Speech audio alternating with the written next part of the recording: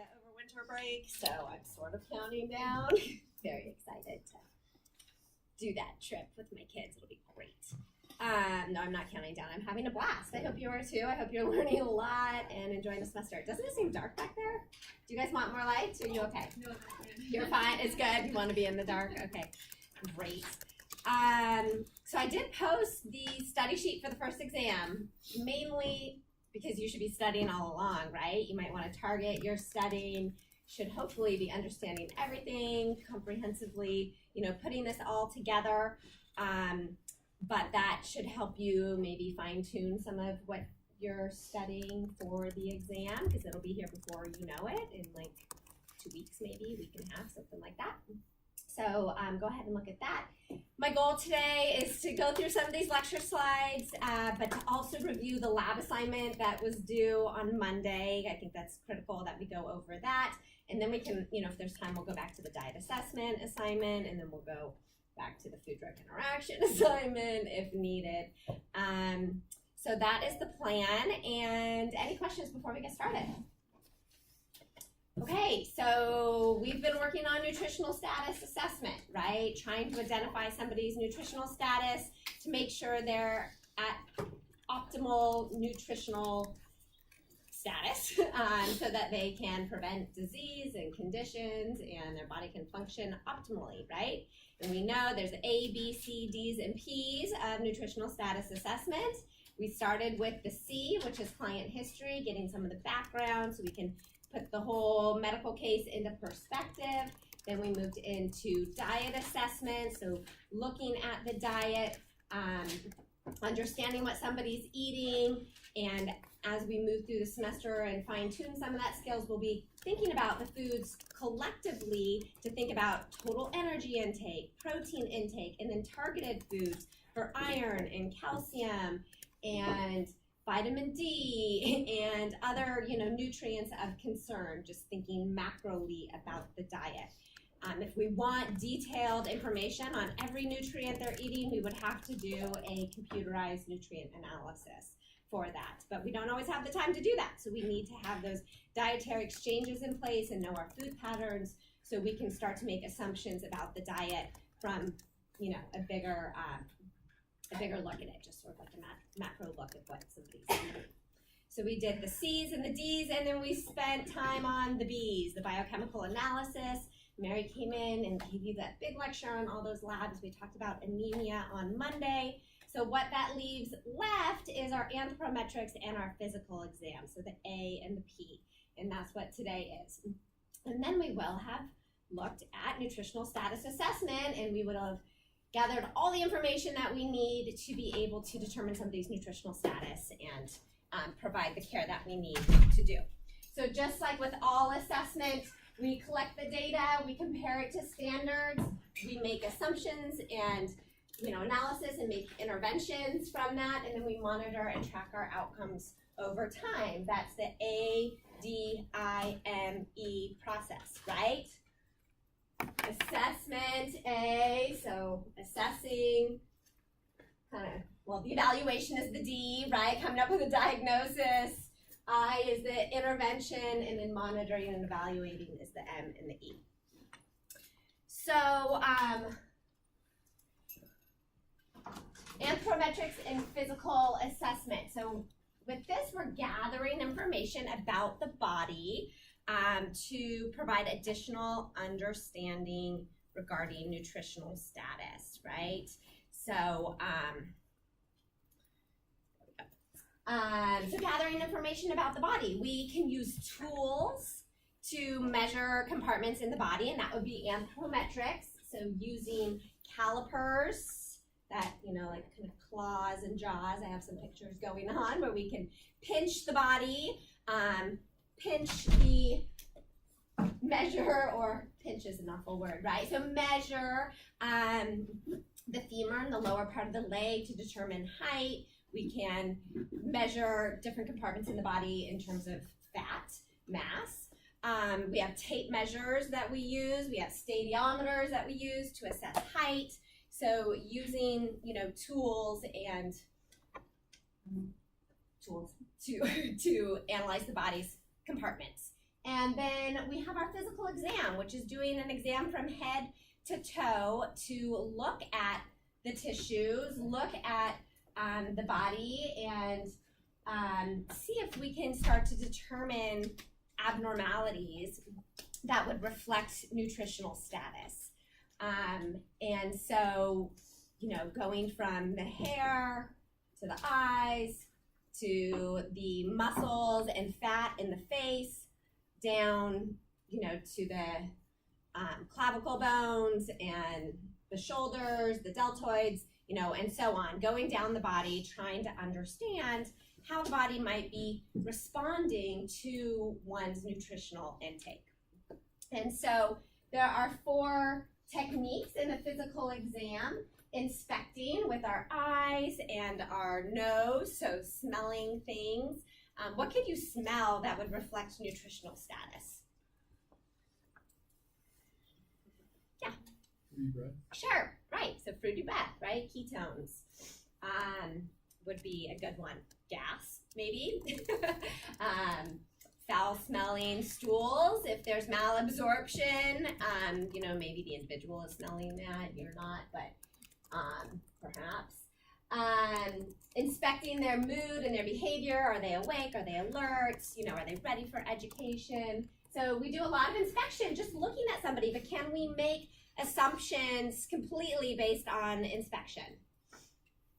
Or conclusions, I guess. We can't draw conclusions, right? We can start to gather some of this information and begin to add it to other information that we've collected. But this is just one piece of the assessment. And it's not very objective, right? It's your interpretation of what's going on and how you're seeing it. So that's something to keep in mind. Palpation, so touching and feeling the body.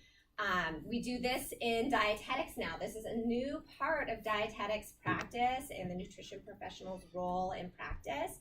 We were always healthcare providers that really read other people's charts and their physical exam and gathered the information and communicated with the client about their background and their diet. But we never really were practitioners that were touching too much. We certainly did some anthropometrics and measurements, but we'll talk about how we're touching now the body to feel for muscle and fat stores primarily. And this is a new component of diagnosing malnutrition because we didn't have any clear definitions as to what malnutrition was. Everybody was calling malnutrition something different. So the Academy of Nutrition and Dietetics, along with ASPN, the American Society for Enteral and Parenteral Nutrition, together defined malnutrition and gave us clear guidelines as to what that means. And part of those definitions are fat and muscle stores and actually palpating the patient to determine what those fat and muscle stores are. And so this is something now that dietitians are practicing on every patient in the hospital. Our new grads that are off in their dietetic internships, they're like, I do this on every single patient now. And so it's really being implemented, but it is rather new. Percussion is tapping and listening to sounds, and auscultation is using a stethoscope and listening to sounds. So we don't really use these last two for nutritional status assessment, listening to the body, but rather we use the first two. So looking with our eyes and feeling the patients. So anthropometrics and the physical exam, we're going to be measuring and looking at the body. But anthropometrics is using tools, and the physical exam is using your eyes and your fingers to really feel the patient. So what is it that we're, trying to assess? So what is it we're trying to assess? What can we do by feeling somebody, looking at somebody, measuring somebody? What is it that we're trying to assess? Their nutritional status. Okay, next level. What about their nutritional status? Can we determine from these measurements? Deficiencies. Deficiencies, okay, in what? Iron. Okay, so iron, we talked about yesterday, looking at physical signs for iron deficiency. What would those be? Koilonychia. Koilonychia, so the concave nails, dry, brittle, concave nails for iron deficiency. Good. Conjunctiva, so looking in the inner part of the eye, if it's bright red or if it's pale, it's going to be a physical sign. Pale skin, right? Edema. Edema. Okay, did you have another one, Carney? Good. Okay, so flat, glossy tongue is going to be associated with iron deficiency. And then if it's really inflamed and magenta, that could be a lot of different B vitamin deficiencies. All of them could be a lot of B vitamin deficiencies, but those are some of the ones that we target more. Yeah.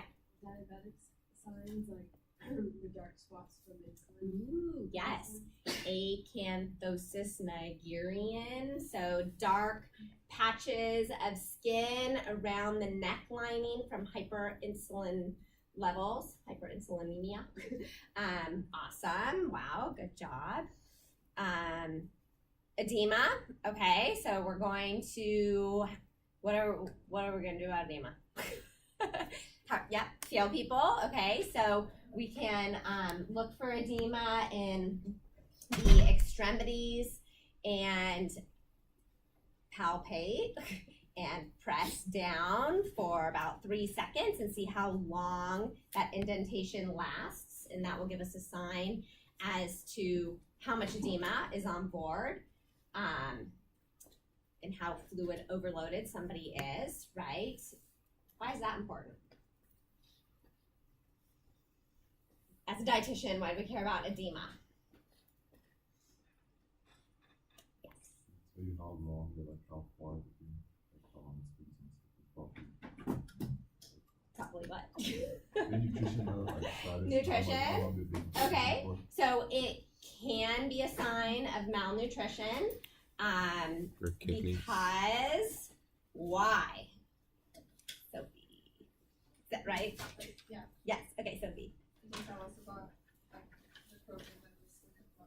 Yeah. So if somebody's very malnourished, their protein levels in the blood go down, and then that means that oncotic pressure is low. These big proteins pull water into the blood and create pressure between the vasculature and the interstitial space, right?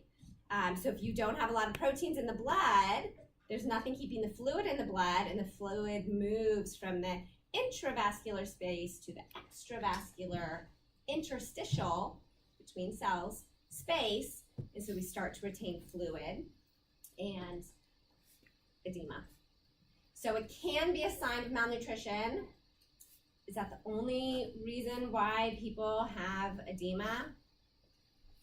No. So as somebody becomes hypervolemic, lots and lots of fluid, that pressure on the vasculature is high, and it creates leaking of fluid as well. So just having a high blood volume.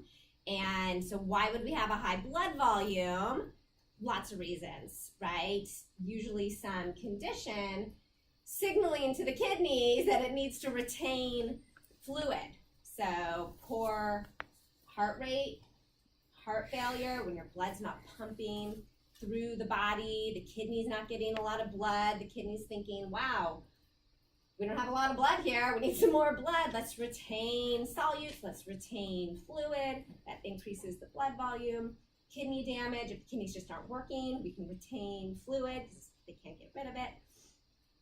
So those are some classic examples why we would retain fluid. So fluid edema is not just nutritional status, but it is part of nutritional status.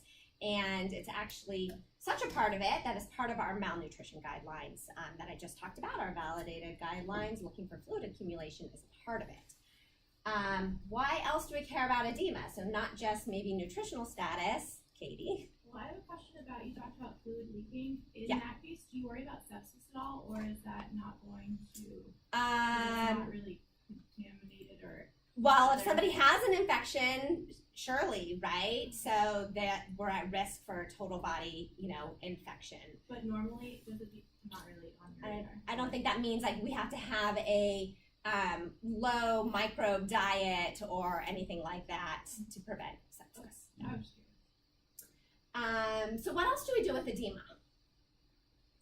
What do we think about? Think about weight, right? So we use weight a lot. So we can just ignore all the slides. We're gonna go through all the content again, just talking about it. But what do we use weight for? First of all, how do we take weight on a scale, right? So is this an anthropometric measurement or a physical measurement? Anthropometric, right? Because we're using a tool to gather information about the body. So it's an anthropometric measurement. We use it all the time. What do we do with the weight? Why is weight important? Somebody in this middle Mayuko, where are you? Hi, yes. Okay, so one thing we do with weight. What do we do with that information? BMI. Okay, BMI. So BMI is a fast indicator of what? Yuri. Oh, this is gonna be fun, right? You guys are gonna be so mad at me, but we're gonna try it. Okay, Yuri. Yes, there you are. Okay. So what is BMI an indicator of? Okay.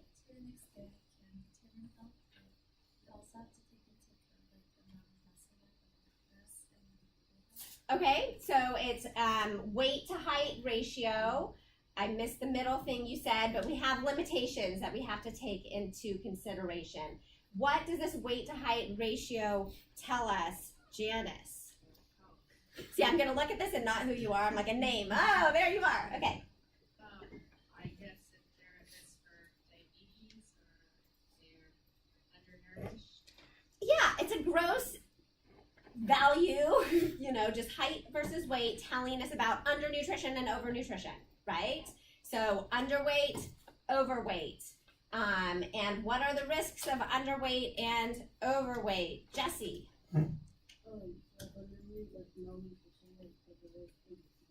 Okay, so malnutrition, not getting enough nutrition, increased mortality, and overweight, what'd you say? Obesity, what is the consequence of obesity? Kanami, is that how you say it?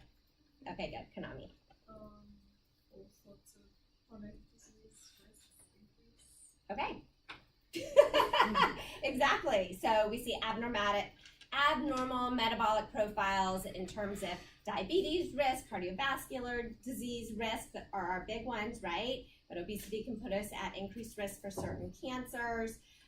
Obesity definitely impacts people's knees and backs and their ability to feel their best and have the energy to get the exercise that they need. So as I see patients in the outpatient clinic that I do, that is one of the biggest complaints, right? Their back hurts, their knees hurt, they can't exercise, they have a difficult time losing the weight because they don't feel at their capacity, to be able to do that.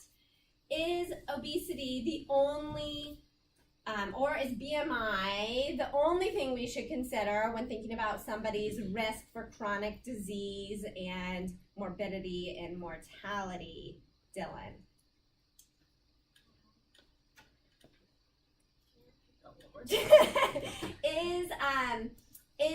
Is BMI or obesity the only thing we should consider when we're thinking about somebody's risk for overnutrition and morbidity and mortality? So is BMI and obesity, is that like the sole indicator of morbidity and mortality? No, right, of course not. So Megan, what else do we need to consider when it comes to thinking about somebody's risk for chronic diseases and the consequences of obesity? So we have an obese patient in front of us. What else do we want to think about? What's out there, for example, their family history and their chance.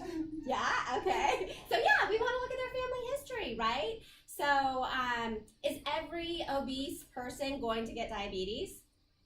No. Is every obese person going to get cardiovascular disease?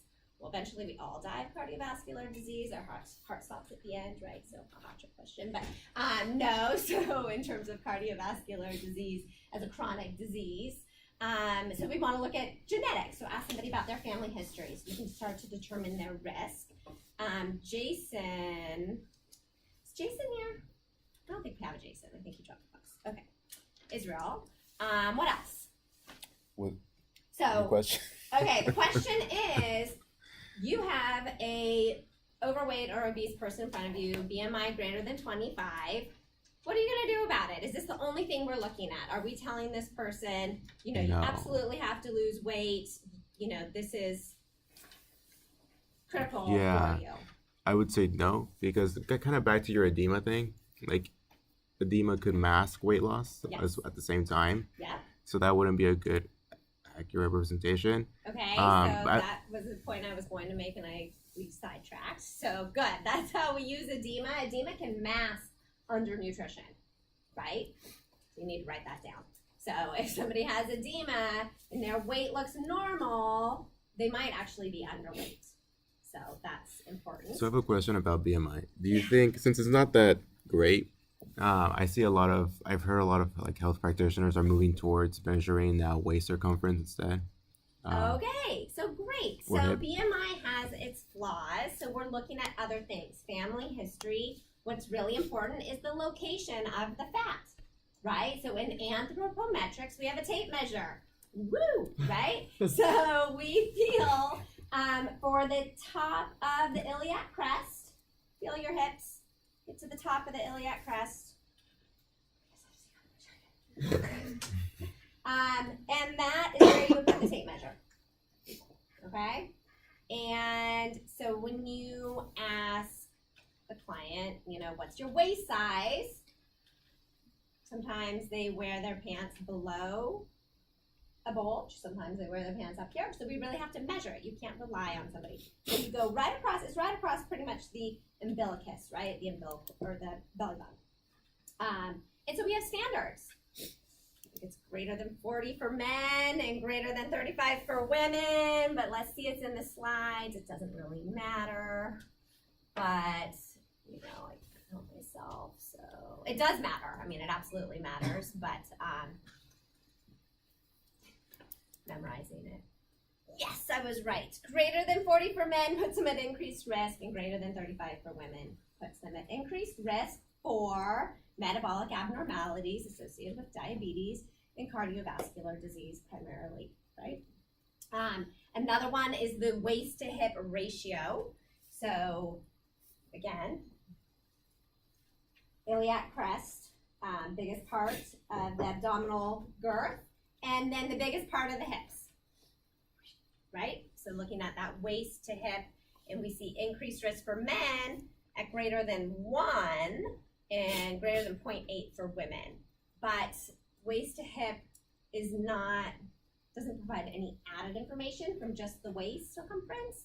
And the waist circumference is what is used in the criteria for the metabolic syndrome that I think you probably have heard about. So for simplicity's sake, just taking the waist circumference can be fine, right? So we have somebody that's overweight or obese in front of us, and they've been told all their life, like, you've got to lose weight, you've got to lose weight.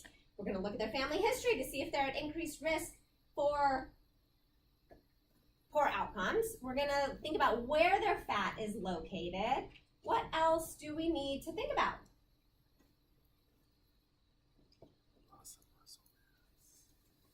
What else? Sophie. Oh, I forgot. I'm using names, but go ahead. Like their own medical history. Their overall medical history? Yeah, Is so if they themselves has had diseases in the past. Yeah, and especially these diseases. We're going to look at their blood levels, right? And see what markers there are for these conditions. So are we already starting to see fatty liver, right? So fatty liver, lots of extra sugar and fat in the blood that's going to the liver, and the liver is becoming fat, right? And it doesn't want to have a lot of fat, so it starts to package that up and package it out as triglycerides, but sometimes it kind of gets stuck in there in the liver, and so we see an increase in Vivian.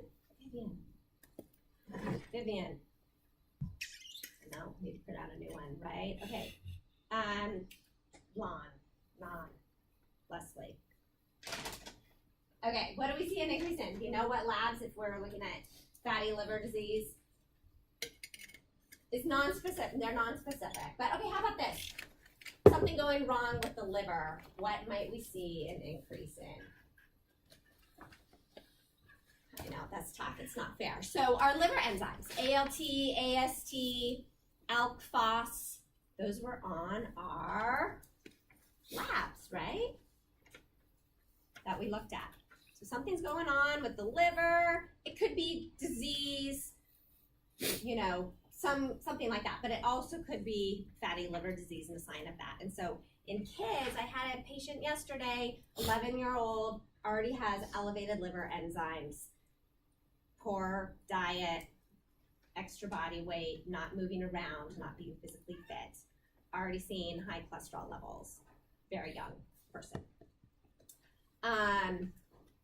So Sophie was saying we look at labs, so we can see signs of that. We could see cholesterol changes, right? These are some of the things we're going to look at. So when we see somebody, and quick and easy BMI is a screening tool to tell us undernutrition, overnutrition, both are important, but we need to dive deeper. So beyond family history, beyond where the fat is located, beyond the labs, something else that's really important is what? Can anybody come up with that instead of calling on anyone, because we kind of went through the basic ones? What else might we want to think about? Lifestyle, Lifestyle, such as? sedentary, active. Yes, fitness levels, right? So there's some evidence that overweight and obese fit people have the same rates of mortality as fit normal weight people. Some evidence, systematic reviews, multiple studies, observational studies, so there's flaws, but lots of them together, put together, showing that fitness is important. Fitness is something we need to consider and think about. But if somebody's fit, but their labs are still showing disease, can we say like, hey, but you're fit? No, right? So the labs are going to be objective and tell us about their risk for chronic disease. So we need to absolutely look at the labs, but fitness gives people hope and feel something that they can work on, tangible, and feel good about.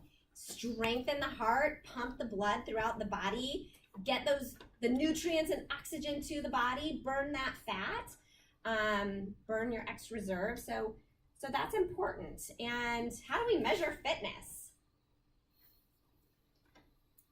Well, technically, like the dictionary definition of fitness was like your cardiovascular fitness, like your VO2 max. And all that. So you could do like a physical exam in that case. Yeah, so I mean, we don't incorporate it into our nutrition physical exam, but I think we should. And so you can do like a VO2 max where you look at their heart rate and you get them exercising, and then you look at their heart rate again. I don't know all the specifics of it, although I used to do them in my very first job. There's also something as simple as stairs, like walking stairs and looking at heart rate and blood pressure and things like that. But it's something we should, think about considering, because fitness is an important part of somebody's overall cardiometabolic health, right? So what are the limitations with BMI? Who can remember? Oh, let's see. Evangeline. Like athletes, they have higher BMI, but it's more muscle than fat, so it's not that. Okay, so I like that you said athletes because it's really fit people, like a lot of muscle, right? So I mean, a lot of us are athletes, and athletes. What's an athlete, right? So we engage in sports and activities, but it's going to be somebody with a large proportion of muscle mass, where it might put them into the overweight or obese category when really it's muscle. So what do we do about that? That's kind of an issue. What do we do about that? We could look for muscle and fat levels in those people, right? So how are we going to do that?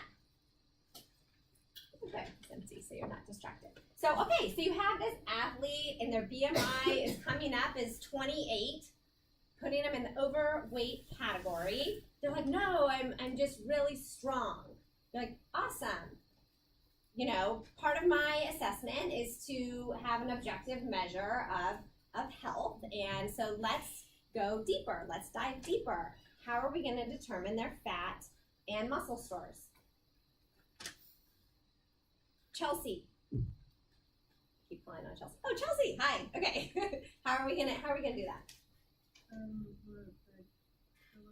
Calipers?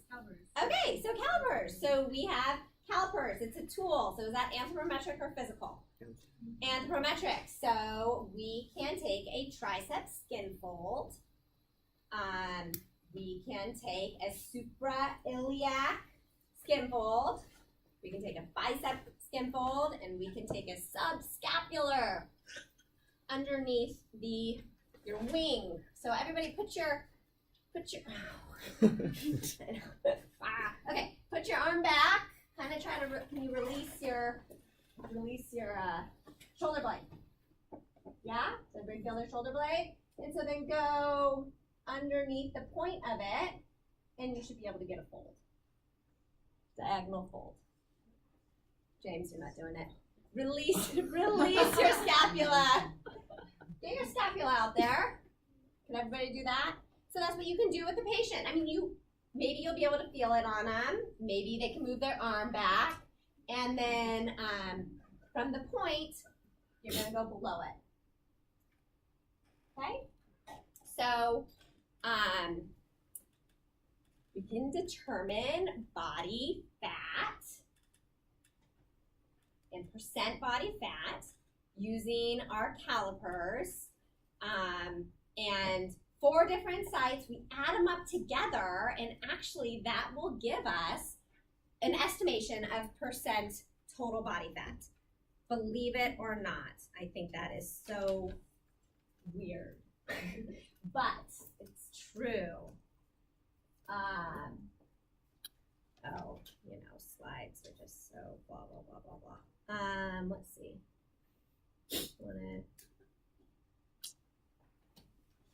So, like I said, tricep, bicep, subscapular, suprailiac, you put all 4 of those together, the sum of them, and that will give you percent body fat. And so you go over here to this appendix, the sum of the skin folds in millimeters, along with their gender and their age, and that will give you the percent body fat. And then we have standards that tell us body fat levels, what would be acceptable, low or high for men or women. So again, we have this patient that says they're really, really strong and their BMI is coming out to 28, and you're like, okay, great, I'm glad you're strong. Let's get some objective measures. You could do we call them fat folds or skin folds, which are using the calipers in these 4 different locations. Tricep is actually the best. It is the most, like, if you wanted to only do one, it's the most reflective of actual body fatness. So just looking at the tricep. So if you weren't going to do all 4, if you just look at the tricep, it's the most reflective of total body fatness. So you take a tricep, right, and it's like, I don't even know, what would a number be? It's like 18 millimeters, okay? What does that mean, right? What do you have to do with that? Compare it to standard. Compare it to a standard. Okay, so you have to compare it to a standard. So the standards look something like this. This is the one for all 4, but you would find don't look at this. You would find, what the value was, run it across age and gender, and then actually you look at percentile. So compared to populations, if it's less than the 5th percentile, we're going to be under. 15 to 85 is going to be more normal, and then greater than 85 is going to be larger than normal fat fold. So it's not going to tell you total body percent fatness, but it'll tell you if somebody is under or over. So we compared it to a standard. We're making interpretations based on that compared to greater populations, bigger populations, healthy populations, and making assessments. So yes, tricep is the most closely tied to body fatness, but what are some flaws with just taking the tricep fatful? What do you think, James? Yeah, some people store fat differently. So it's really only reflective of one site. Happens to be the most correlated with total body fatness, but not necessarily in everybody. And so that's what I was going to say. Do you have another idea? People can work out certain parts of their body more than other parts of their body. You can, but does that mean... I'm looking, wait, can you tell? Does that mean that they're going to burn fat preferentially in one area or another? They might get more muscle, right? They might, but their fat might still be there. Like you don't necessarily pick where you lose your body fat. You can pick where you build your muscle. You're right. Yes. Does this measure just subcutaneous fat? Yes. Okay. Go ahead. Because there's also visceral fat, I don't think stored fat there. Absolutely. So, what fat is more important? The visceral fat, fat between your organs, around your abdominal region, or peripheral fat? Abdominal, right? We know that that is the fat that is more closely tied to metabolic abnormalities. So how do we gather that abdominal visceral fat data? Tape measure, right? Simple as that, tape measure. But if somebody's gonna have fat, on their arms, and we're doing the suprailiac and the subscapular, and it's showing up high, likely they're also gonna have it in their abdominal region. But absolutely, this is why we do an abdominal girth, right? Because there's the android and the gynoid, and we know that that android, when it's in that belly, that's going to be at higher risk than gynoid, where it's going to be a smaller but more fat in the lower portion of the body. So they're just all important, putting them together. Back to the fat folds, we compare them to standards, but it's also nice to just look at somebody over time. So you have a long-term relationship with somebody. Sounds like you're dating, but if you have a long-term, relationship, you can track them over time and see what happens. Where do we have these long-term relationships with our clients? The outpatient setting, private practice, but long-term care. So that's a great place. They're there for the long term, maybe in a skilled nursing facility, maybe somewhere they're going to spend the rest of their life. You can track their nutritional status over time using triceps skin. So, what else about BMI? What else is a flaw? That's where we were. So we talked about excess muscle. What else? We talked about where the fat is located. Bone size. Some people have really dense, big bones, so that would throw it off. Location of the fat. Fitness isn't considered. We talked about that. Looking at labs isn't considered. And also diet, right? So this is just one piece of the puzzle. So we ask about their family history. We do other measurements. We also want to see what they're eating. So he looks muscular. He could be eating, probably eats, we can make assumptions, right? But he might be eating a lot of saturated fat and you wouldn't know it. He might be eating a lot of sodium and you wouldn't know it, right? He looks thin, but who knows what his diet is, right? And does he have that fitness level? Anyway, you can't make assumptions by just looking. You need to go deeper. What are they eating? What do their labs look like? What does their family history look like, right? And you also can't make assumptions just based on what somebody, is looking like when they're sitting across from you. You would be surprised at how many people you think, their waist circumference would never meet the criteria of 40 or 35, and it does. So people wear their clothes differently, they present differently, and you have to go further. So don't just trust one measurement. You have to look at the whole picture, right? We all come in different shapes and sizes, and we can have health through our diet and exercise. We're given our genetics, but these are just one piece of the puzzle. Okay, so that was a better way to go through the content.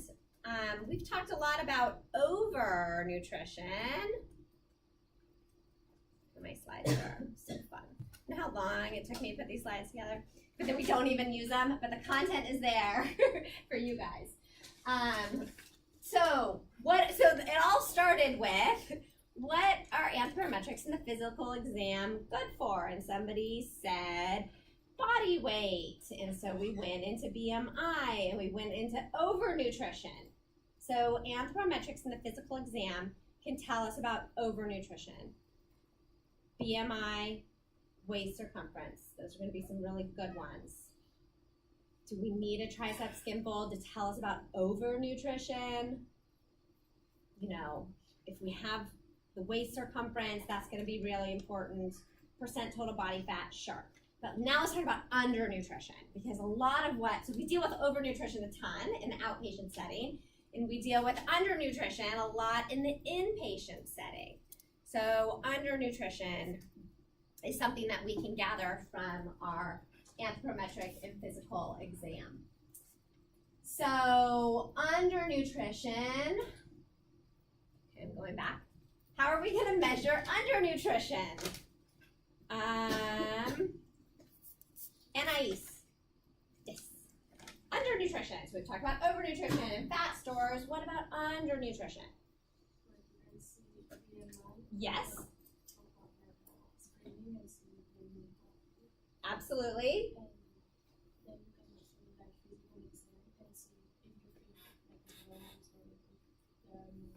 Okay.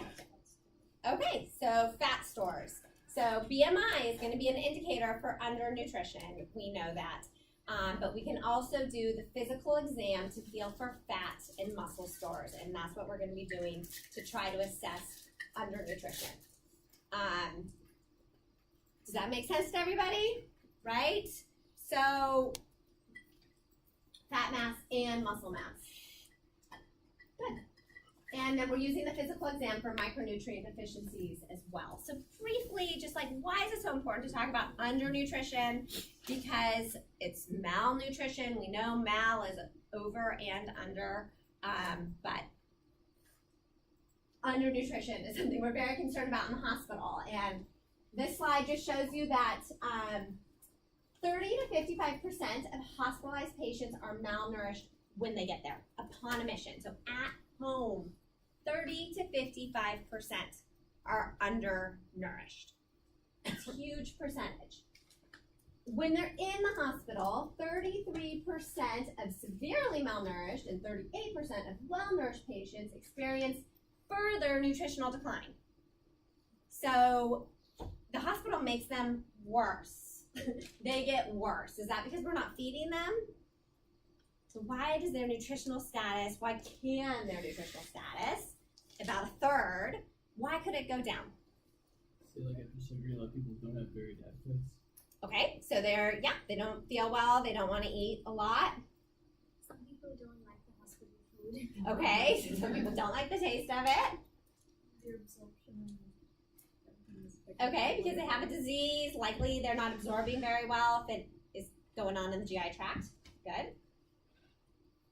It'd be like a mental thing as well, like, oh, you're like, oh, I'm in the hospital, I'm not feeling well, and then just goes out and do Like, I'm in the hospital, I'm sick, I'm not going to eat.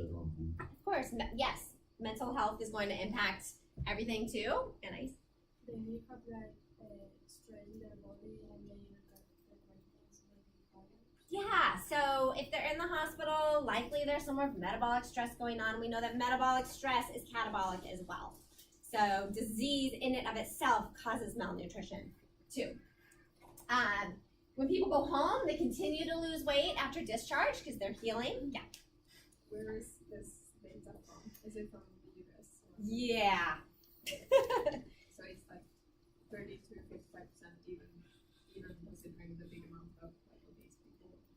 Yes, because even with obesity, we can have malnutrition. And so that's a really important thing for us to know, right? When we are in metabolic, this is important. So let's tell your neighbors, what is the difference between traditional malnutrition from lack of eating and starvation, and malnutrition from stress. How does our body use our fuels differently? Talk it over with your neighbors. So we don't. We're comparing someone who is malnourished from starvation versus someone who's malnourished from Sophia. something See, I keep calling you stress-related. Sophie. Yeah. That's why it's Sophia. I know, but it's not okay. Sophie got me all mixed up with your name in the last 4 weeks. Okay. Okay, she apologizes. All right. Okay, I apologize. Sorry, Sophia, what are we comparing? What did I ask you to compare? Someone who's malnourished from not eating, basically starving versus someone who's malnourished because of stress response to inflammation, disease, mental illness. Okay, great. Does everybody get the difference? So somebody not eating, okay, anorexia, not enough calories overall in the household, very low calorie diet, okay, so calorie deprivation versus I have an illness and a stress in my body and my body is using fuel, and we know this causes malnutrition. So you know this from 160. I know you know this. So, and you know this from Mary's lecture about labs. You talked about inflammation. So it can cause malnutrition. So what are the differences in how our body responds to these? Who wants to volunteer? You talked it out through. Ron does. So we talked about how during starvation versus metabolic stress. Uh-huh. In terms of metabolic stress, if it was caused like an injury or an infection, Uh-huh. prior to the onset of that, the client might or the patient might not have been malnourished per se. True. And then during the course of their illness, they went into the state of malnourishment in a sense of like imbalance of energy because their body is in a catabolic state trying to break down any of their fuel stores to try to heal themselves back to the Yes. prior state versus and during starvation, if it's like not forcibly but also not intentional, maybe You intentional. guys all hear Ron? No, I knew it. But in terms of Turn starvation, that way. in terms of starvation, if it's self-inflicted in a sense, the lack of calories, macronutrients, micronutrients, their body starts like shutting down because they don't have enough fuel for normal body function. Yep. Good. Okay. So to summarize, in traditional starvation where we're not eating, our body slows down. It tries to preserve itself. So our resting metabolic rate comes down. Initially, we're using some protein stores for energy, but the body realizes it can't sustain this. It would quickly wither away to nothing. And so it switches over and uses fat stores. So the body goes through lipolysis and we're breaking down fat. You're using a little bit of protein, a little bit, but mainly fat stores to supply the energy that the body needs. So we preserve our lean body mass. We lower our resting metabolic rate. Agreed? Okay. So in illness, catabolic stress, the body shifts from preserving itself to healing itself.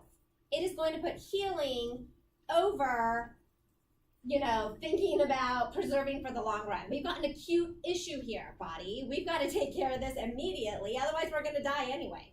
So let's do everything we can to heal ourselves. So what are we going to do to heal ourselves?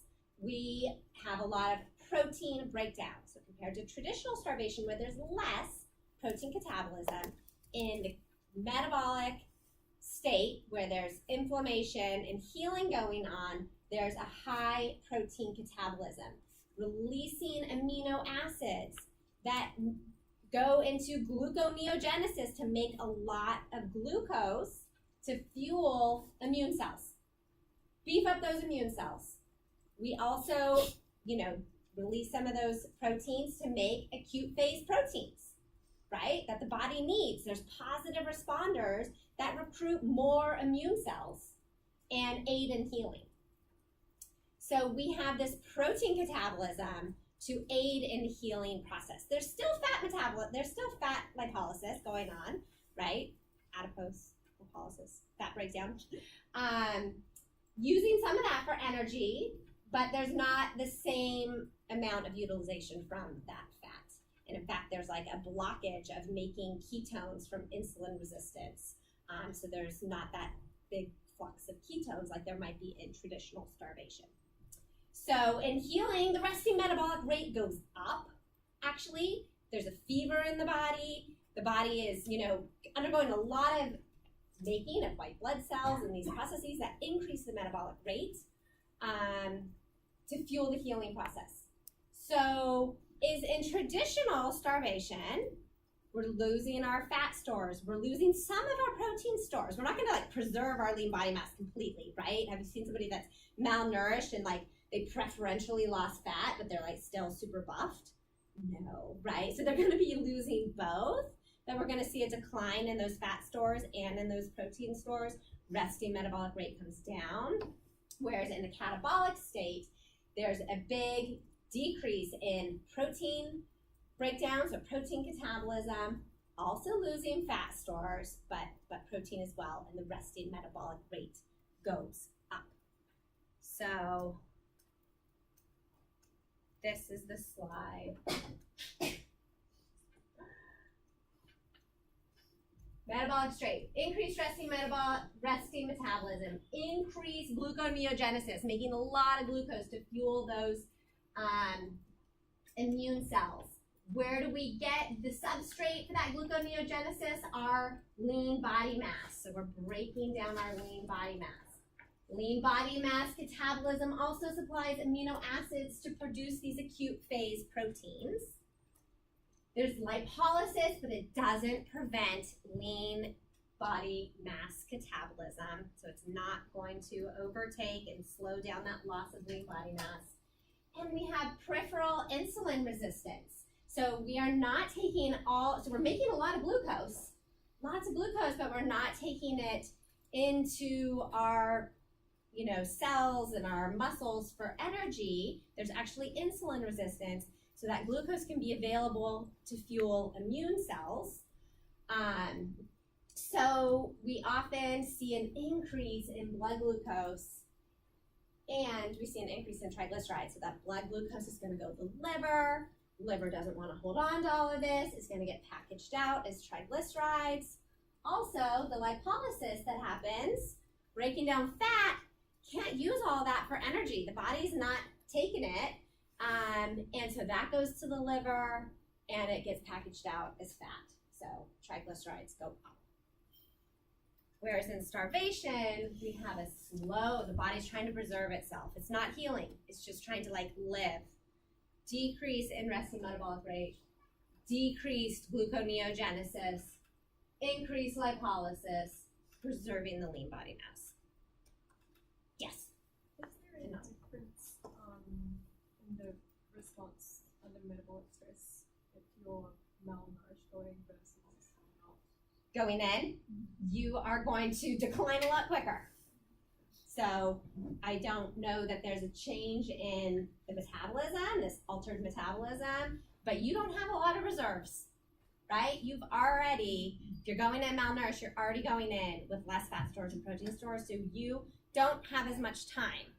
And so do you have a lot of time? If you're metabolically stressed, this is rapid, right? If you're illness, metabolic stress, we don't have a lot of time to let this person decline further. It's going fast. So as nutrition professionals, we need to be on it. We need to be monitoring these people. We need to be assessing these people. We need to identify malnutrition early so we can get them fed to help preserve as much lean body mass as possible. Can nutrition reverse this? No. This is a natural response to healing. This is going to happen, and nutrition is not going to prevent this from happening, but we can prevent it from getting worse by making sure they have some calories, they're getting nutrition, they're getting some protein to, assist with their nutritional needs. So we're going to feed them sooner. We're going to begin to provide interventions sooner. right? Yes. In that, like the percentages of the hospital people get Yeah. worse, did they measure any of these things to see like what was accounted if it was more metabolic? I'm guessing. I have to go back to the studies. I don't know. But usually they're measuring like fat stores and they measure fat stores and muscle stores and things like that and BMI and some of the indicators of malnutrition. So Does that start happening once glucose is depleted? So yes, I skipped over glycogenolysis. So yes, of course we're using glycogen stores first in both of these cases, but that's pretty quick. So we go through our glycogen stores within 24 hours. So when you feed them, would you do like a low fiber? So we're going to be doing enteral nutrition with protein, carb. So likely, what are you talking about? Metabolic stress. Yeah. So in the metabolic stress patient, they're so sick. Any food is good food, right? But protein for sure, and carbohydrates and fat. We need it all. But what we do know is if you overfeed the patient, the liver can't handle it, the body can't handle it, and we actually see worsening of blood glucose and triglyceride levels. So you don't want to overfeed, but if you underfeed, you're contributing to the malnutrition. So it was really, really tricky. And what's not known is exactly what the resting metabolic rate is. So the best thing to do in these patients is to figure out what the resting metabolic rate is, which you do with indirect calorimetry or a metabolic cart where you measure oxygen exchange and you try to see what the oxidation of these nutrients are in the body. And so I have colleagues, right? And so this one had a patient that was a burn patient. They were feeding him 6,000 calories a day, and he was still becoming catabolic and losing fat and muscle stores. Super high metabolic rate. Yes. So on the same topic of like over and under nutrition during metabolic stress. So based on your personal experience and also the science, if an individual is in a phase of like acute illness or infection, there has been like some opinion that depending on their appetite, you don't want to like force feed them because you don't want to divert their body's energy to like digestion, and you want to how they're focusing their energy on healing. So it's like in that, of course, there's lots of different factors, but what would you say? I think there's a lot of different factors, and we say in nutrition, if the gut works, use it, because you want to fuel those enterocytes, and the lack of using those, they start to die off and they're not functioning. And so even trickle feeds, even just a little bit into the GI tract to keep that going, would be important. But there are certainly times where you go to parenteral nutrition, so there's not that need for absorption and digestion and energy required for that. So this is all going to come up again. You're going to learn so much more about it in critical care, which is in 161B. So now you have the teaser. So now everyone, all your physio people, you always don't take 161B because you don't really get credit for it. Did you know that? So if you only can take so many dietetic classes to contribute to your major requirements, like I think you get 8 units maybe, and many of you have taken, now you've taken 4 and you've taken food science and you took 104. I bet I'm describing many of you. So you've already taken like 9 credits in the dietetic coursework, and so 161B doesn't actually help you graduate. So many physio people drop out and don't take 161B. But to get the complete look at medical nutrition therapy, you really should take 161B too. Plug for 161B. Okay. And Mary always feels so bad because like half the class isn't there. Okay, so I need to move on. Do we know why we care about malnutrition? We care about malnutrition because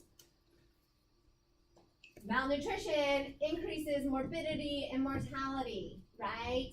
So we have higher mortality. I'm just going to read the next slide. Higher mortality after discharge, higher in-hospital mortality, increased morbidity. So we have increase in pressure ulcers.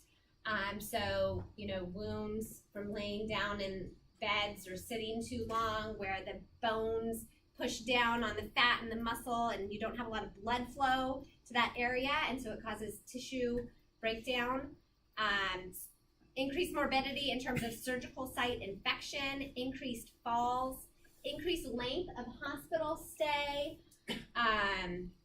It's an independent predictor, so malnutrition is an independent predictor of readmissions into the hospital.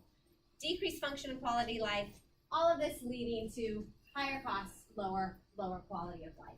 So malnutrition in a nutshell, we already know, increases morbidity and mortality, increased healthcare costs, poor quality of life. So it's really important for us to take care of it, and not that everything's about money, but hospitals are a business and they do have to make money, and malnutrition is a reimbursable diagnosis with the medical doctor's care.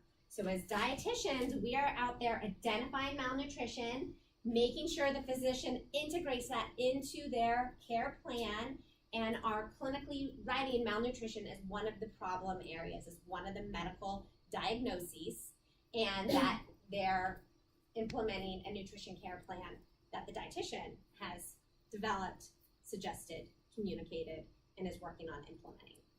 So if we just say malnutrition, there's not reimbursement for it. The physician has to say malnutrition. And you know, why is that? If every healthcare provider was out there making their own diagnoses and doing everything independently, how much money would that cost? A lot, right? There could be unnecessary diagnoses or interventions, working in isolation without working as part of the team. I mean, we do better when we comprehensively work together, you know, and take care of a patient. Streamline the process, right? And the physician is the top dog. Okay, any questions? Horrible slides, right? I told you I spent so many hours putting it together, and this is what it looks like. So pathetic. Okay. The last thing I want to say about inflammation, so we know it contributes to malnutrition. Stress, inflammation, acute phase, synonyms, right? You're going to hear all those again. Stress, inflammation, acute phase, all of that. It impacts our nutritional status assessment as well. So labs, we just talked about all these labs yesterday and last week. Those are influenced by inflammation. So how we interpret the labs, you always have to have your eye on if there's inflammation present, so we don't make mistakes in how we interpret them. We also know that albumin is a positive or negative responder to inflammation. Negative. So albumin, prealbumin, transferrin, those are all negative responders. And so when we have less of these proteins in the blood, what is that doing to the oncotic pressure?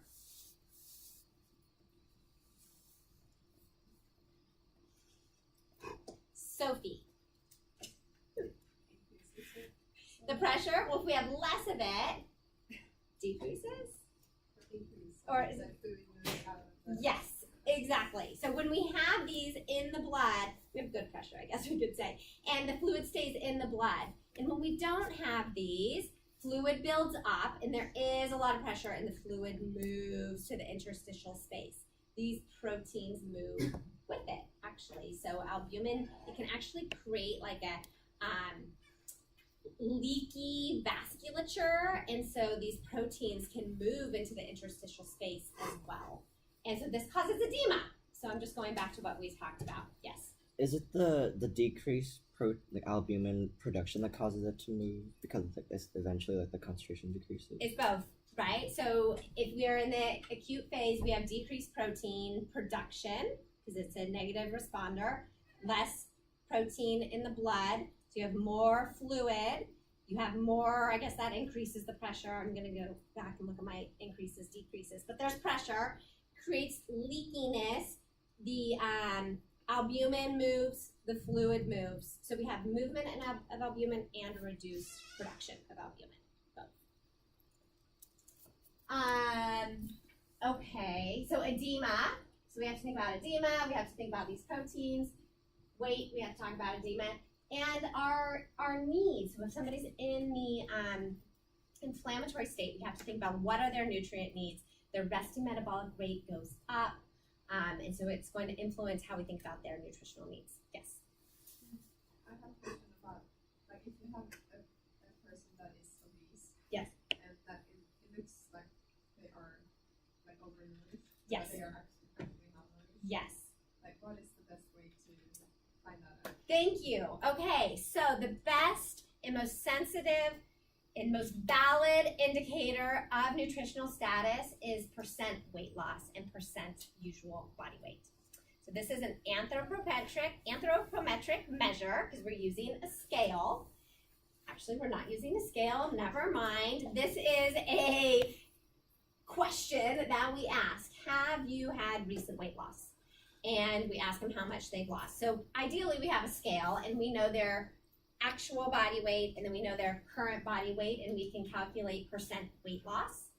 And for anybody, overweight, normal weight, the amount of unintentional weight loss is the best indicator of malnutrition. Does that make sense? You're not trying to lose weight and you're losing weight. That is malnutrition. Somebody's trying to lose weight, then they're trying to lose weight, right? They could still be malnourished, but at least they're trying to do it. But if they're not trying to do it, then we're looking at disease and why. But how are they losing weight? Their muscle and their fat stores. So in the obese person, right, you're gonna feel them, you're gonna be like, you got a lot of fat stores still, and I feel some muscle, so you can't pick it up, but it's change in weight loss, and it's what they're eating. How much are they eating? So this leads us into what are the criteria for malnutrition. So as I said, feels so new, but it was 2012. 6 years ago, the Academy of Nutrition and Aspen came up with a consensus statement to define malnutrition. We know it's so important in terms of outcomes. We know so many patients are malnourished, but what does that really mean? And so this is incredibly important because you're going to use this all the time. How do we figure out if somebody is malnourished? You do a nutritional status assessment, right? First step, you look at, there's some risk to clue you into the fact that this person might be malnourished. First step, is inflammation present, yes or no? First thing, because we know inflammation causes malnutrition, and how we look at this criteria is based on whether they are inflamed or not. So no, they don't have inflammation, but we think that they're malnourished. We're going to consider them as starvation-related malnutrition. So chronic starvation, anorexia, etc. Yes, they have inflammation, mild to moderately. We're going to look at chronic disease-related malnutrition, and yes, big inflammatory response. This is an acute disease. We're going to look at malnutrition differently. So we have 3 different categories of potential malnutrition, or 3 different etiologies, 3 different causes of malnutrition. Okay? Traditional, chronic, acute, inflammation. Acute versus chronic. Acute, big inflammation, burns, sepsis, infections, localized infection, trauma, congestive heart failure, exacerbation when they really aren't, their heart failure is picking up. Inflammatory bowel disease flare-up, so in a big inflamed state, or surgery, versus chronic would be chronic cancer, like long-term cancer, somebody's been fighting for a long time, long-term AIDS, chronic obstructive pulmonary disease, chronic kidney disease, stable inflammatory disease. These all have an inflammatory response, but it's slow moving. Yes? Would like a parasite or a virus? Or yes. something also be Acute. Yes. Acute. So what's another, okay, so diagnosis is one way to think about, is it acute versus chronic, but we also can look in the blood for C-reactive protein. So always check, was there C-reactive protein? Is it really, really high, or is it just slightly high? Acute, chronic. If it's not high, then no inflammation. Okay. What is malnutrition? You need to have 2 of these 6 characteristics to diagnose somebody with malnutrition. When you would tell the doctor, this patient has malnutrition, they have 2 out of these 6 criteria. Okay? 2 out of 6. Insufficient energy intake, weight loss, loss of muscle mass, loss of subcutaneous fat, fluid accumulation that can mask weight loss, so edema, diminished functional status, diminished ability to use our muscles to do the things that we need to be able to do in life. Labs are not indicators. They used to be what we would call malnutrition all the time. Low albumin, pre-albumin, oh, they're malnourished. And we tracked these labs to look for improvements in nutritional status. This was not that long ago. And we now know clearly this isn't right because these are negative responders. Malnutrition criteria that we're going to look at is based on the etiology. What are the 3 etiologies? Starvation, Inflammation. chronic, acute inflammation. Quick identification of malnutrition during acute illness. So we have these shorter time frames for acute malnutrition because in acute inflammation, it's going to happen really fast, right? Protein catabolism. Inflammatory response, malnutrition is going to happen really fast. So we want to catch it quickly, right? Chronic inflammation, slow moving. It's going to take us longer maybe to pick up the malnutrition. Starvation is going to take longer to pick up the malnutrition. So what am I talking about? You have this in a handout that I posted for you. I know this is hard to read, but even if I project it on that, it's not going to look any different. So we have 3, it is horrible. Like, where are the grid lines? You know, it's really, really horrible. But we have the left side, which gives us the clinical characteristics, and then we have 3 columns: acute illness, chronic illness, and social, environmental, traditional malnutrition. Okay, so those are our 3 etiologies. Then we have the criteria at the top. The first is energy intake. We're going to talk about this in a couple weeks, but sorry, going back to the rows. The next row says moderate malnutrition, severe malnutrition, moderate malnutrition, severe malnutrition, moderate malnutrition, severe. So we have to look at the etiology. So first we is there inflammation present?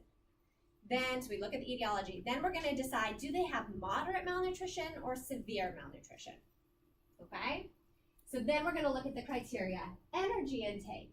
Well, to have moderate malnutrition in acute inflammation or acute injury, less than 75% of the estimated energy requirement for greater than 7 days. So they have to be eating less than 75% of their needs for 7 days. If they're doing that, you're meeting 1 of the 6 criteria.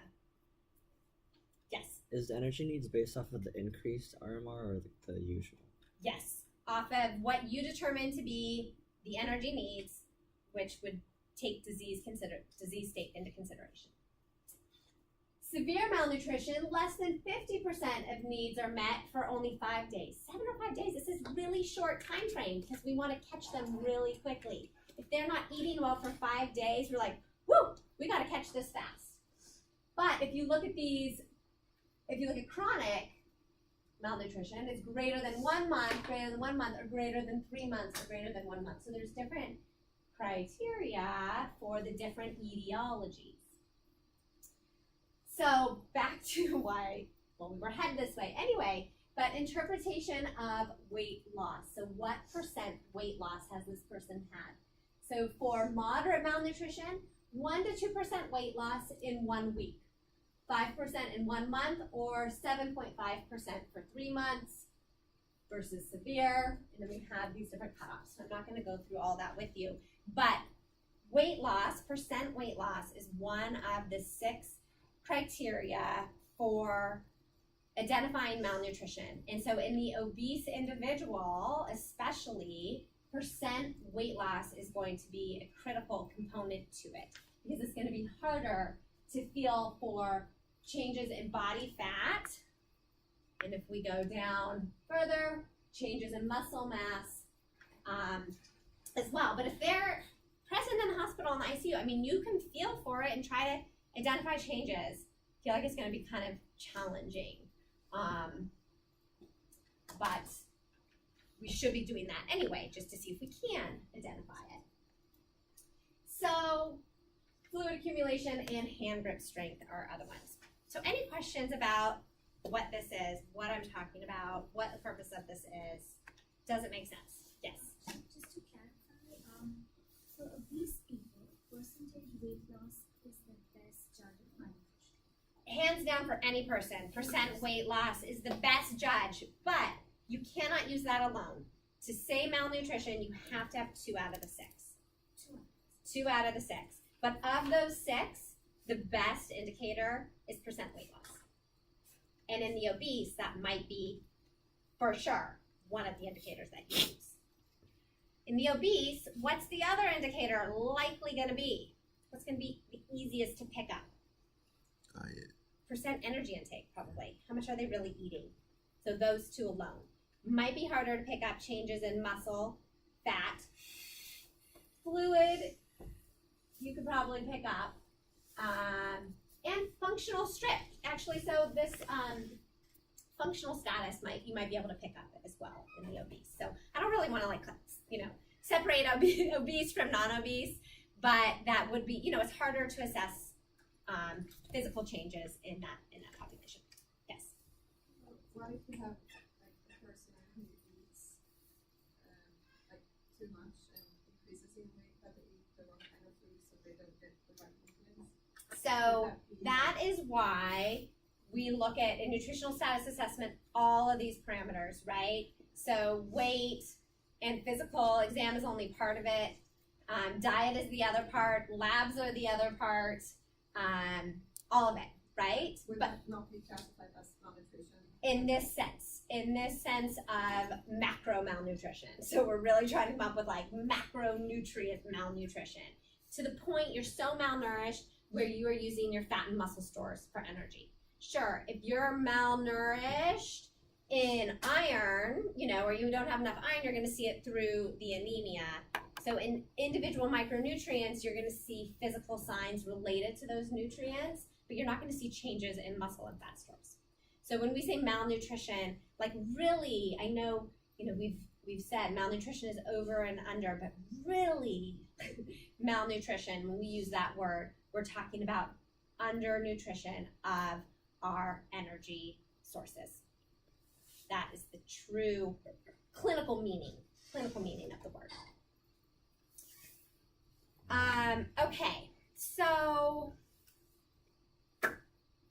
we have to do a physical exam because 3 of these 6 criteria require a physical exam. Edema, muscle stores, fat stores, right? Energy intake, we're gonna do a diet assessment, percent weight loss, we're gonna use anthropometrics and ask people.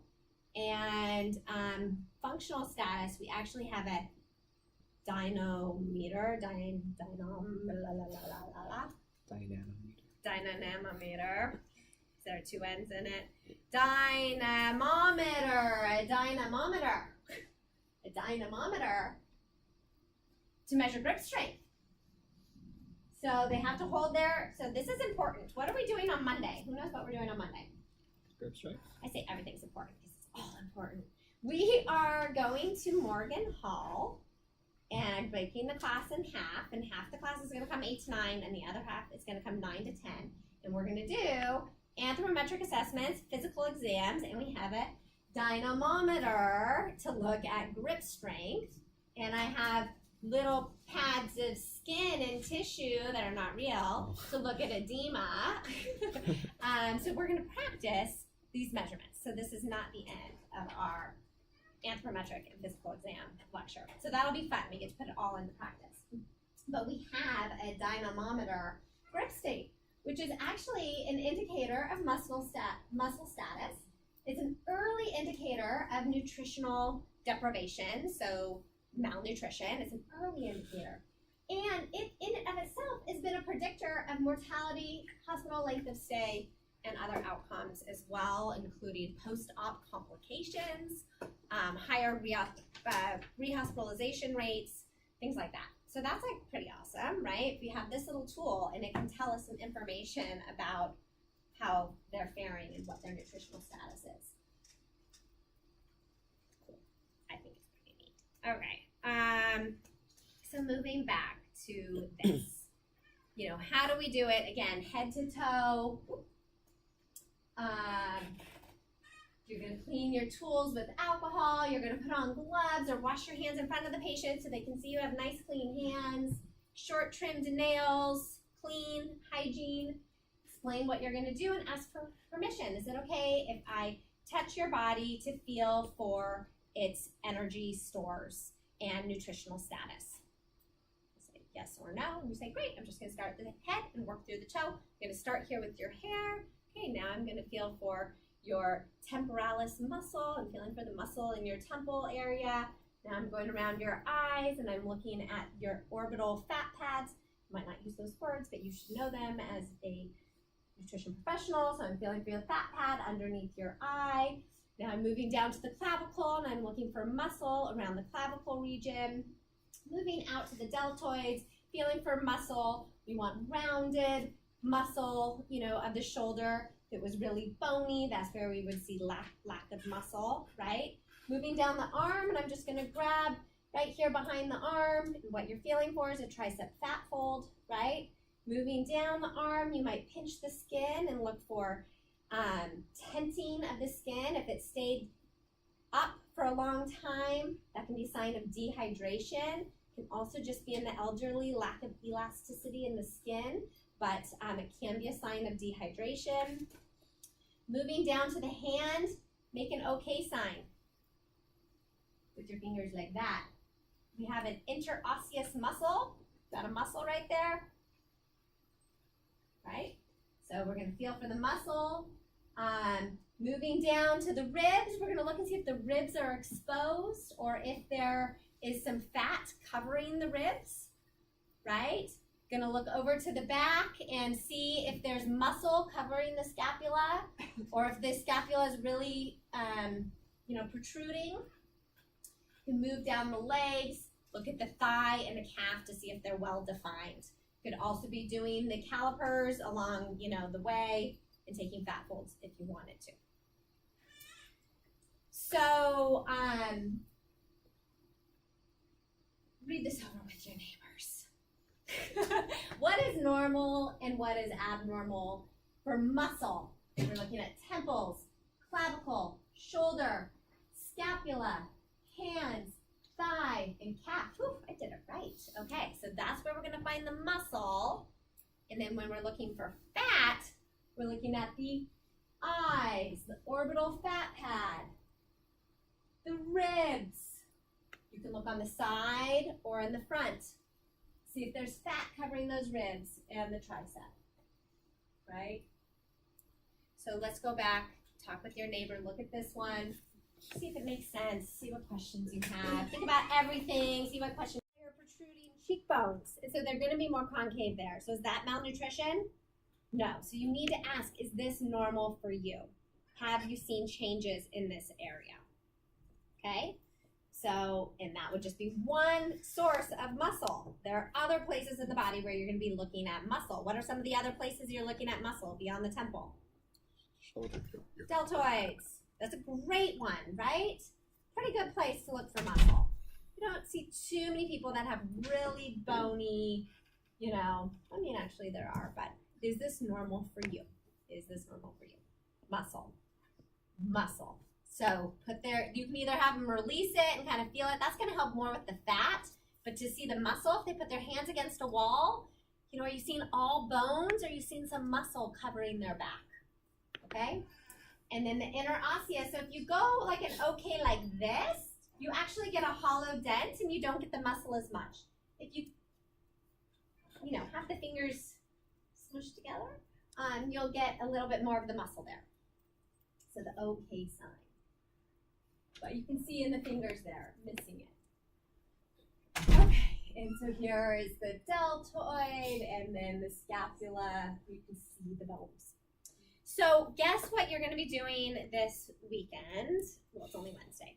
I am going to put a mock quiz on B courses that is going to ask you questions about how you do all these measurements. And you'll have 2 attempts per question, and it's open note, okay? The reason I'm doing this is because every single year people come on Monday completely ill-prepared to do the measurements, and you only have 1 hour to do. We have calipers, so you're gonna do fat folds. We're gonna do measurements of arm circumference. We're going to do measurements to look at the muscle mass in the arm, the fat mass in the arm. We have a bioelectrical impedance to look at % body fat. You can compare that against a 4-site fat fold. We have calipers to determine height from sitting. We have tape measures to determine height from a recumbent position. We have a stadiometer. We have a scale. So we have a lot of things. But what we don't have, and I always feel this way because I'm always like, la, la, la, la, la, time. So there's just not enough time ever. And so I need you to come prepared. So I'm gonna post the worksheet you're gonna be going through on Monday and a quiz that you need to go through. I mean, quiz is a big word, but it's questions to make sure that you know how to do it. It just is gonna force you to go through the measurements. How do you do these measurements? I posted a handout on B Courses. It's like 15 pages long, and it gives you all the information that you need to be able to do these measurements. And so kind of looks like this. This is a little bit older of a version, but all of the data points for comparison are in here. A thorough physical exam reference sheet is in here. And this is a great tool, and it's from your appendix in your book. So I don't feel badly reproducing it because you've all purchased the book, and so I'm just helping you put it in a more usable form. Okay, so any questions about Monday and what I'm gonna post in terms of an assignment? Okay, closing this up. Let's talk about the labs, okay? Pull out that assignment. 2 minutes, talk with your neighbor about what you thought about these labs really quickly so you can get on the same page, because we'll go around the room and maybe quickly give some. Joyce, can you tell me about what your thoughts are about albumin, total protein, prealbumin, and transferrin? So those proteins are one of our indicators for being negative during the inflammation responses. And so because they're low, they're actually low, it kind of correlates with the fact that inflammation is possibly happening.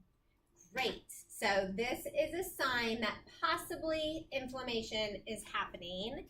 And if inflammation is not happening, what are they a sign of? Low protein. Low protein, right, Katie? Is that what you're going to say? So low protein intake and malnutrition. This is a patient with anorexia nervosa with episodes of purging, which I didn't indicate. I could be vomiting. I guess they could be purging through diarrhea if they were taking, laxatives or something. But purging in terms of vomiting, perhaps.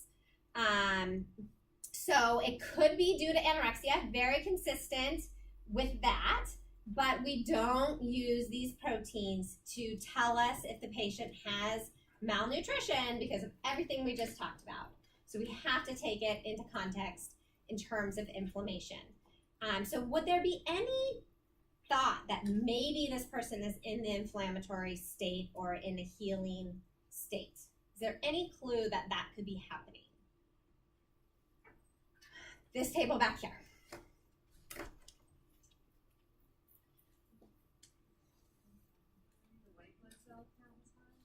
So the white blood cell count was low.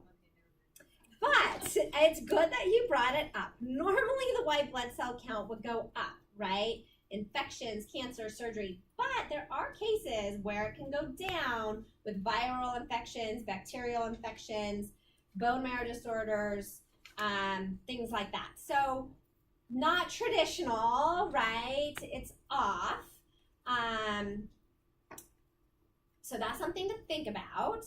Why else would the white blood cell count perhaps be low?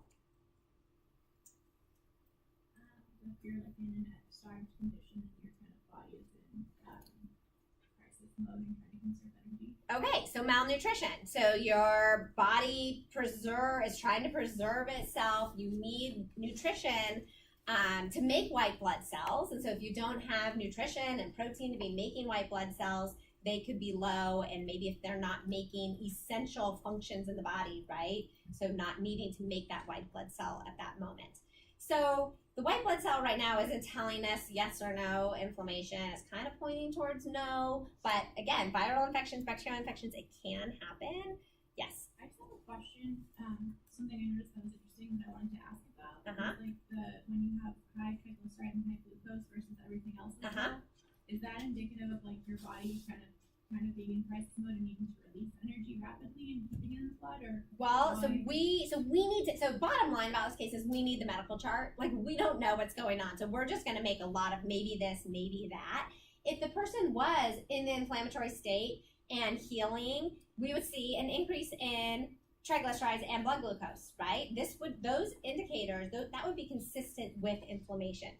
Gluconeogenesis, lipolysis without really being able to form a lot of ketones. We get some triglyceride recycling into the liver, making triglycerides.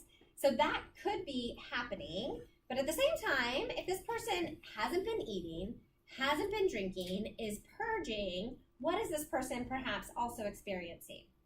Dehydration. And so blood glucose can go up in dehydration. It is affected by fluid levels. So not triglycerides necessarily though. So that was a little off, right? So the triglycerides, I would kind of think like, oh, that does make sense with the inflammatory state. Is there anything else like that maybe we're thinking this person has illness? Any other lab showing potential illness? Sophia? The ALT and AST and ALK phosphate. Okay. That could be something wrong with the liver. Right. So her liver enzymes are all high, and CPK is high, and LDH are high. So these are all non-specific enzymes really found in many cells in the body. The liver enzymes are more highly concentrated in the liver. So there could be some acute liver disease going on. These also do tend to go high in people with anorexia too, and with dehydration that can cause it as well. But the CPK and LDH are also found in skeletal muscles in the heart. So there could be, she could be so severe, or maybe something completely unrelated to the anorexia, causing damage to to her heart and to her liver. So that would be consistent with inflammation and damage overall. So we don't really know. How are we going to know if there's inflammation? What else can we do? Check a body temp, CRT and a body temp, sure. But if she's anorexic, slowing down, lowering body temp, right? But if she's in the acute phase, it's going to be higher. So we need a CRP. We need to read the medical chart. There's just really not enough information. But these are the things we're teasing out, right? Yes. You look at, do the T cells tell you? So the T3 is her thyroid hormone. Triiodothyronine. No, T cell. Oh, her other, if you do a further breakdown. No, because the helper T cells were extremely high at the bottom. Okay. Oh, helper T cells. Maybe. No, well that's normal. It was normal. The total. Wait, one of the two was high. No. No, they're all high. I think they're all normal. Normal. Okay, moving on, because we only have a few minutes. So sodium is high. What could that be a sign of? Dehydration. She's anorexic. She's been purging, probably not drinking. Potassium and phosphorus and magnesium. Those are intracellular electrolytes, right? Why do they go down? Why are these down, perhaps? Hasn't been eating, right? Purging. So we're going to lose these, but also, what is the risk of this? Alcohol. So we have low levels. We slowly enter, when we bring in food, say they start to eat, where do these electrolytes go? So these are in the blood, and they're already low in the blood. Where are they going to go? Back into the cells. So what's going to happen to these electrolytes? they're going to drop even more. So what we don't know right now is she malnourished and they're low, which means they're so low, they've moved from the intracellular space to the blood, and they're so low. That means we're depleted in the cell. Or we don't know, was she recently fed? And so they've all moved back into the cell, and so they're low. So that's called refeeding syndrome, right? Regardless, they're low. What are we going to do? We're going to replete them. We're going to give IV form of these electrolytes, and we're going to monitor them every 4 hours. For 5 days or longer, these can still be low. As we reintroduce food and glucose, these things move back into the cell. The cells are like getting replenished. They're so excited. It drops out of the blood, and that could be critical. So refeeding syndrome is a concern whether she's been fed or not, right? Osmolality of the blood is almost high. It's at the high end of normal, but that could indicate like dehydration. Glucose we talked about. We already talked about the liver enzymes. I think we know our cholesterol labs. The triglycerides, it could be the inflammation. So the T3 is the thyroid hormone. That's associated with malnutrition. It's thyroid hormone, right? So that regulates your resting metabolic rate, and we slow down our resting metabolic rate with anorexia.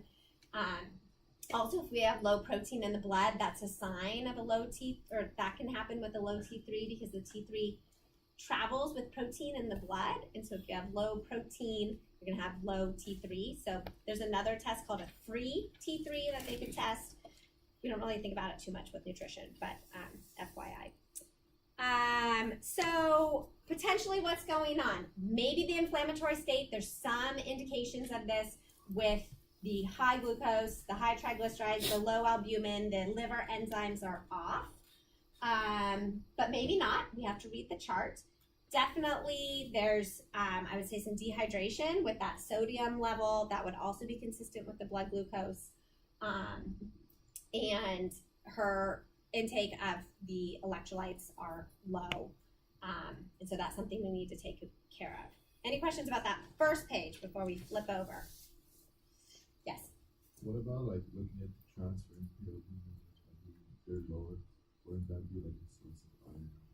So the transferrin is a negative responder. So we can't really rely on it unless we know that she's not in the inflammatory state, right? And ferritin is low, but it's a positive responder. So it might actually be lower. You know, we really don't know. Bottom line is, what a hard case. We just really don't know. We need more information. But there is anemia present, right? The low hemoglobin and hematocrit.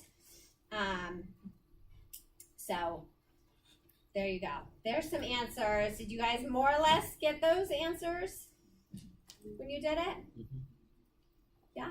Okay. It's 10 o'clock, so I know you gotta go. Happy to talk about it in office hours.